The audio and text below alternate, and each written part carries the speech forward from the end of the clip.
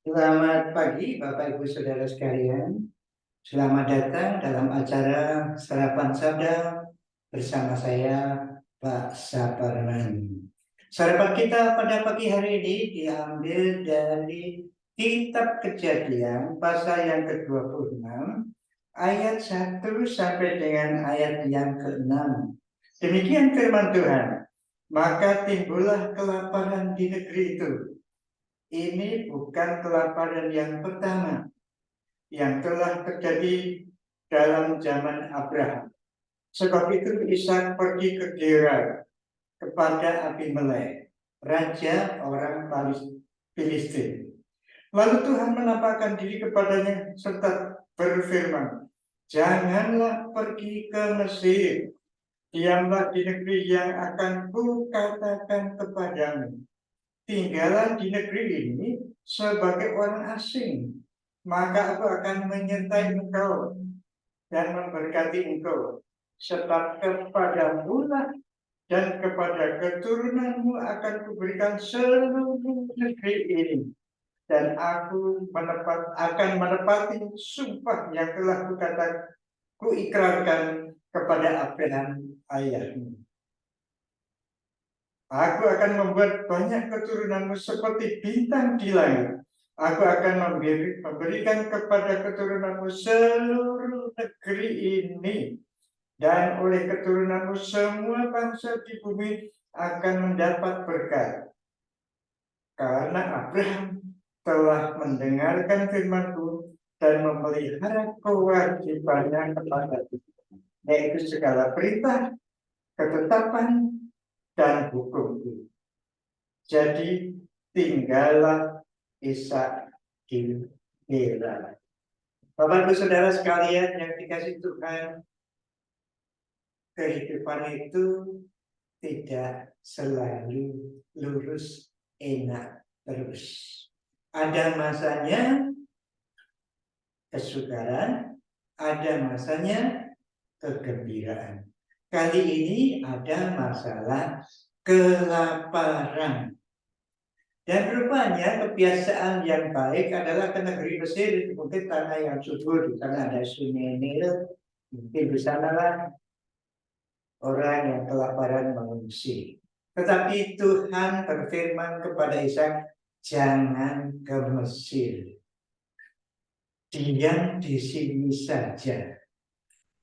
Dan Tuhan mengatakan, janji yang dijanjikan kepada Abraham dengan ikrar, dengan sumpah itu akan dipenuhi. Jadi jangan meninggalkan tanah yang akan menjadi milikmu dan keturunanmu nanti.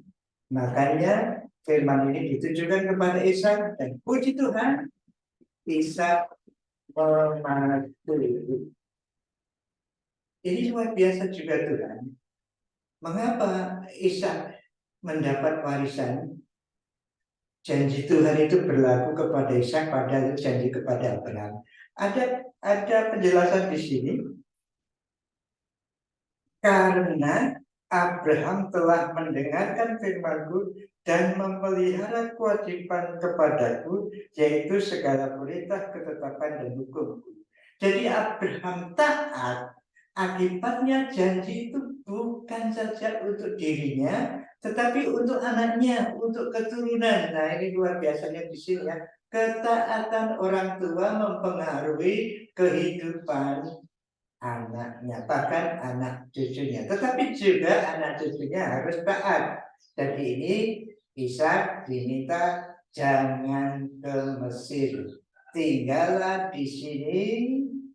Negeri ini semuanya nanti akan kuberikan kepadamu dan kepada keturunanmu. Jadi Ishak mengimani tinggal di tempat di mana tanah itu, bahkan seluruh negeri ini nanti akan dikasihkan kepada keturunannya. Sesuai dengan janji Abraham, Abraham mematuhi, janji berlaku, lalu sampai kepada Ishak, Ishak juga menuruti, karena di kata yang terakhir, jadi tinggallah Ishak di Gerar. Artinya Ishak menuruti firman Tuhan.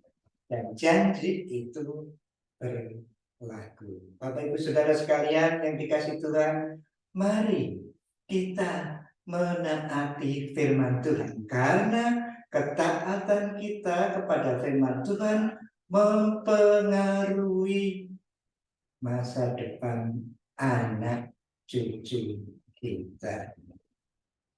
Mari kita berdoa untuk kita sendiri supaya diberi kekuatan untuk menaati firman-Nya, dan juga berdoa untuk anak cucu kita supaya juga sama-sama menikmati janji Tuhan yang difirmankan kepada kita dan kepada keturunan kita. Mari kita berdoa. Tuhan, kami bersyukur karena Engkau telah memberikan janji di dalam firman-Mu untuk kami taati. Dan apabila kami taat, maka anak cucu kami mendapat pengaruh menerima janji juga. Namun juga mereka perlu taat. Oleh karena itu kami mendoakan anak cucu kami juga, Tuhan, beri mereka hati yang taat, sehingga janji-Mu menjadi kenyataan dalam hidup mereka juga dalam hidup kami. Terima kasih Tuhan. Dalam nama Tuhan Yesus kami berdoa. Amin. Selamat berkarya Bapak Ibu Saudara. Tuhan Yesus memberkati Bapak Ibu Saudara dan saya. Amin.